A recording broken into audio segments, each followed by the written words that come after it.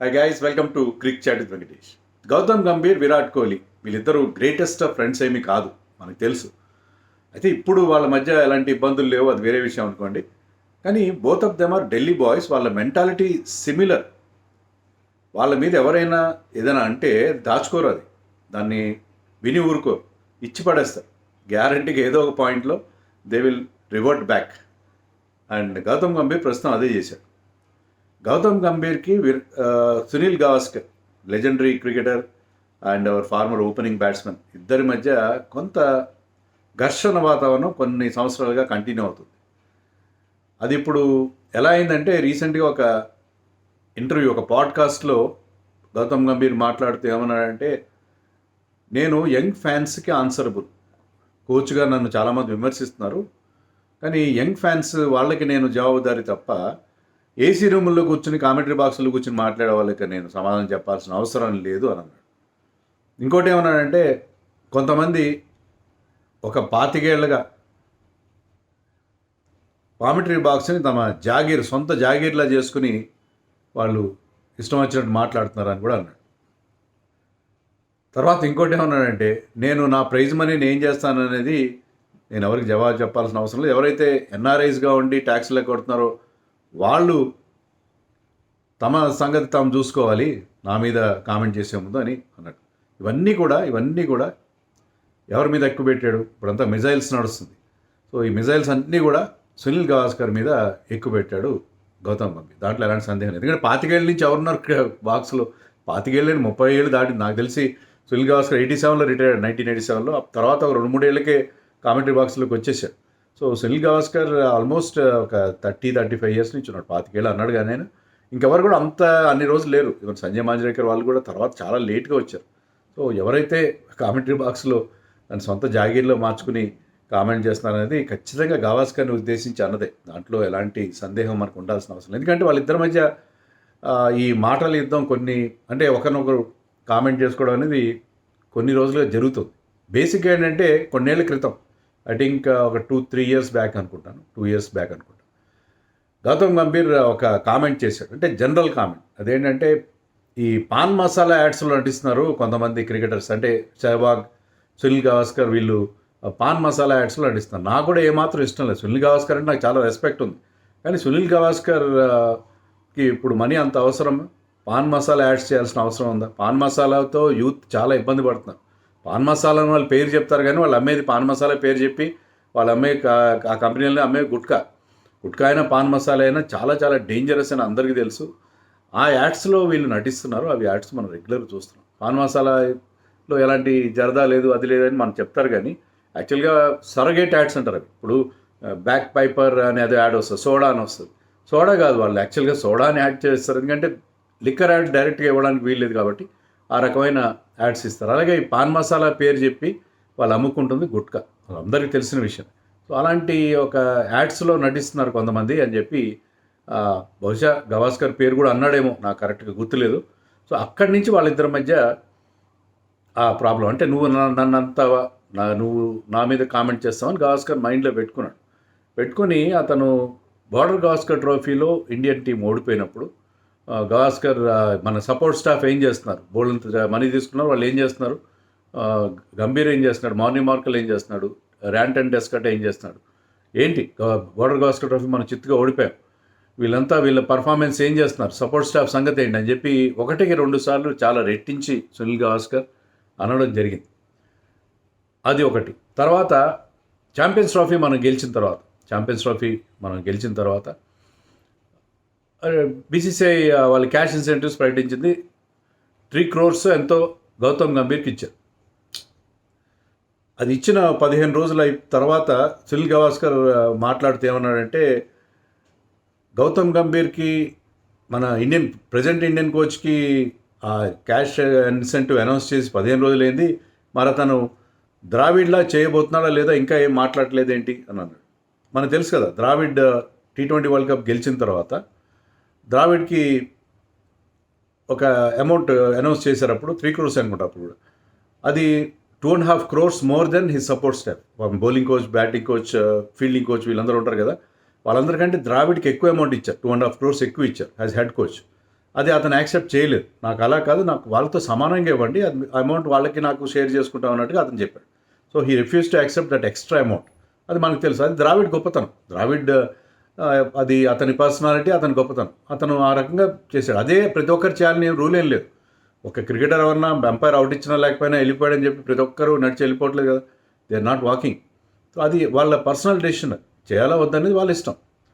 అది గౌతమ్ గంభీర్ అలా చేయలేదు.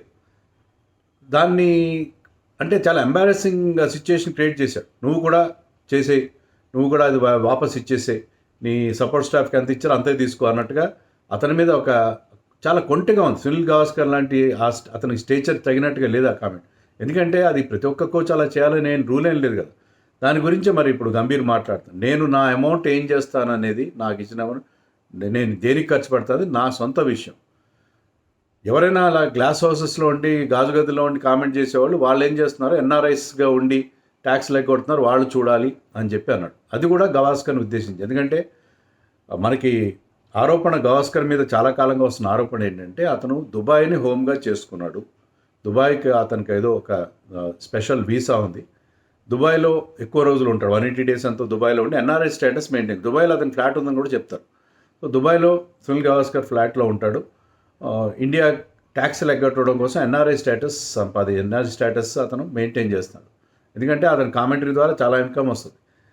ఇంకా వేరే రకమైన ఇన్కమ్స్ కూడా ఉంటాయి. వాటన్నింటినీ ట్యాక్సెస్ని అవాయిడ్ చేయడం కోసం దుబాయ్లో ఉంటే, Dubai being a tax haven, అక్కడ ఉండి ట్యాక్స్లు ఎగ్గొడుతున్నాడని అతని మీద ఆరోపణ ఉంది. ఎన్ఆర్ఐగా ఉండి 180 days అక్కడ స్పెండ్ చేసి మిగతా టైంలో ఇండియాలో ఉంటూ ఆ రకంగా ట్యాక్స్లు ఎగ్గొట్టే ప్రయత్నం చేస్తున్నాడు సునీల్ గవాస్కర్ అని చెప్పి అంటారు. అది కూడా అతను హైలైట్ చేస్తూ గంభీర్ కామెంట్ చేయడం జరిగింది. అది పరిస్థితి ఇద్దరి మధ్య.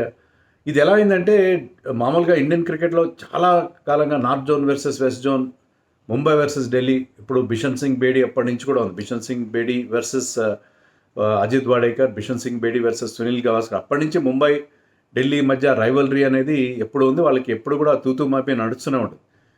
ఇప్పుడు అదే రకంగా మారింది. ఎందుకంటే సునీల్ గవాస్కర్ గతంలో ఎవరి మీద కామెంట్ చేశాడు, విరాట్ కోహ్లీ మీద కామెంట్ చేశాడు.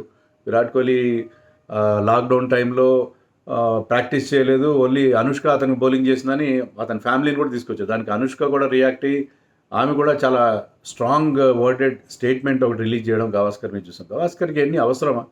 తర్వాత రీసెంట్గా రిషబ్ పంత్ మీద స్టూపిడ్ అని రిషబ్ పంత్ కొట్టిన షాట్ విషయంలో మాట్లాడాడు. సో సునీల్ గవాస్కర్ ఇప్పుడు గంభీర్ విషయంలో, వీళ్ళు ముగ్గురు కూడా ఢిల్లీ వాళ్ళు. సో ఇక్కడ మళ్ళీ అందరూ ఏంటంటే ముంబై వాళ్ళు ఇలాగే, ముంబై వాళ్ళని ఏమన్నారు వీళ్ళు, అజిత్ అగర్కర్ని ఏమన్నాడు, రోహిత్ శర్మని ఏమన్నాడు, కేవలం ఈ ఢిల్లీ వాళ్ళ మీదే గవాస్కర్ కామెంట్ చేస్తాడు. అగైన్ ఇది ఢిల్లీ వర్సెస్ ముంబైగా ఒక కలర్ కూడా ఇస్తున్నాడు. గవాస్కర్ ఆ ఉద్దేశం కాకపోతే గవాస్కర్ వేరే వాళ్ళ మీద కూడా కామెంట్ చేస్తాడు ఈ మధ్య. అతను కామెంటరీలో కూడా కొంచెం ఓవర్ బోర్డ్గా అవుతున్నాడేమో అని చెప్పి నాకు అనిపిస్తుంది. ఎందుకంటే ఎవరైనా నోబాల్ వేస్తే నోబాల్ వేయడం ఏంటి, వాట్ ఈస్ దిస్ అంటే, నోబాల్ ఎవరు కావాలని వేయరు కదా. వేసిన వాళ్ళు కూడా చాలా ఫీల్ అవుతారు. క్యాచ్ వదిలేసినట్టే నోబాల్ కూడా కొన్ని సందర్భాలు ఏంటంటే ఓవర్ స్టెప్ అవుతారు.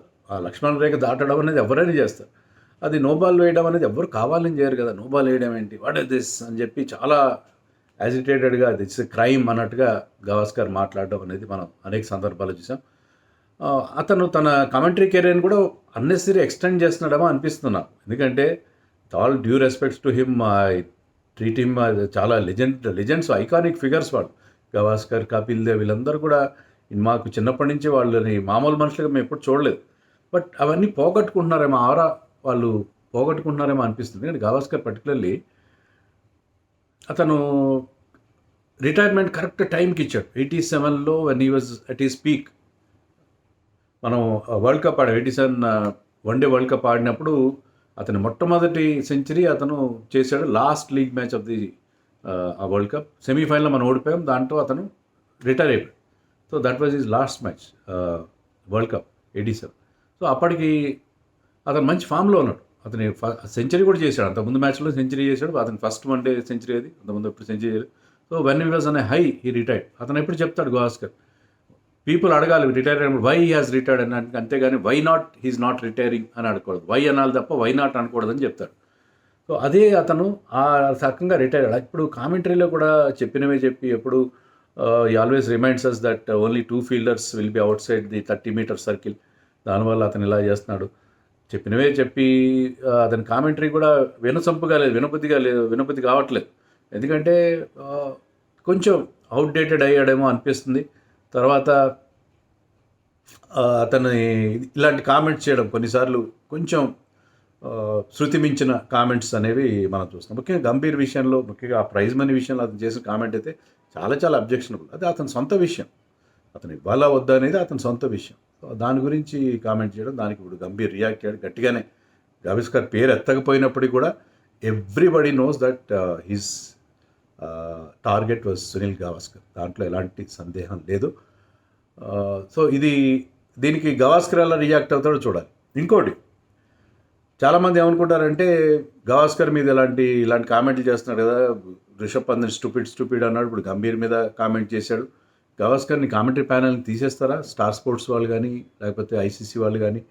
ఇప్పుడు జియో హాట్స్టార్ అనుకోండి, వాటెవర్, లేదు. ఎందుకంటే ఈ బ్రాడ్కాస్టర్స్ వాళ్ళ మెంటాలిటీ ఎలా ఉంటుందంటే, because I have seen them from close quarters, they invite controversy. ఎవరైనా కాంట్రవర్షియల్గా మాట్లాడుతున్నారా, ఎవరైనా కాంట్రవర్సీ క్రియేట్ చేస్తున్నారా, సిద్ధు ఫర్ ఎగ్జాంపుల్, సిద్ధు కానీ, అవి వాళ్ళు ఎంజాయ్ చేస్తున్నారు. For example Ambati Rayudu situation చూడండి. అంబటి రాయుడు వెకిలి కామెంట్స్ చేస్తున్నాడు, ఏదో రకరకాలుగా చాలా బయాస్డ్గా మాట్లాడుతున్నాడు. అయినా సరే he is doing commentary in English, Hindi and Telugu. వేరే భాషలు వస్తే వాటిలో కూడా చేయిస్తారు. ఎందుకంటే అతను ఒక మీమ్స్ మెటీరియల్ అయిపోయాడు. ఇన్స్టాగ్రామ్లో వాటిలో అతను మాట్లాడే మాటలు షేర్ చేస్తున్నారు. For good or bad, you have to be in the news, visibility ముఖ్యం. సో అంబట్ రాయుడు కూడా ఎంజాయ్ చేస్తున్నాడు. And broadcast was also enjoying, ఎందుకంటే సోషల్ మీడియాలో బోల్డంతా అతనికి మైలేజ్ వస్తుంది, అతను బాగా ఎక్కువగా అతన్ని షేర్ చేస్తున్నారు. సో కాంట్రవర్సీ కోరుకుంటారు. సో ఈ గంభీర్ గవాస్కర్ వివాదం ముదరాలని, గవాస్కర్ మళ్ళీ కామెంటరీలో కూడా గంభీర్ గురించి ఏదో మాట్లాడి దానికి గంభీర్ రిప్లై వాళ్ళని, ఇవన్నీ కూడా బ్రాడ్కాస్ట్ కోరుకుంటాడు. అది తప్పులేదు. వాళ్ళ రోజీ రోటీ, వాళ్ళ సర్వైవల్కి వాళ్ళు చేస్తారు. సో గవాస్కర్ కామెంటరీ దాంట్లో తీసేస్తారు because he has done this. Recently సిద్ధుని కూడా తొలగించారు, ఎందుకంటే అతను రాయుడు మీద కామెంట్స్ చేశాడు, రాయుడు ఓసరు వెళ్ళి అన్నట్టుగా కామెంట్ చేశాడని అన్నారు. కానీ అదేం లేదు. Sidhu I think has resumed or is going to resume, I don't know. But అలాంటిది ఏం లేదని కూడా మనకి న్యూస్ వచ్చింది. సో అలాంటిది ఏం చేయరు. సిద్ధులు, అంబటి రాయుడులు, గవాస్కర్లు వీళ్ళందరూ ఎలాంటి కామెంట్ చేసినా, కొంచెం శృతి మించినా కూడా దాన్ని బ్రాడ్కాస్టర్ చాలా వరకు యాక్సెప్ట్ చేస్తారు. ఇప్పుడు కామెంటరీ ఎలా అయిపోయిందంటే చాలా వరకు జబర్దస్త్ స్థాయికి దిగజారిపోయింది. జబర్దస్త్ స్థాయిలో కామెంటరీ చెప్తాడో అదే గొప్పతనంగా మారిపోయింది. That is the order of the day. మనం ఏం చేస్తాం.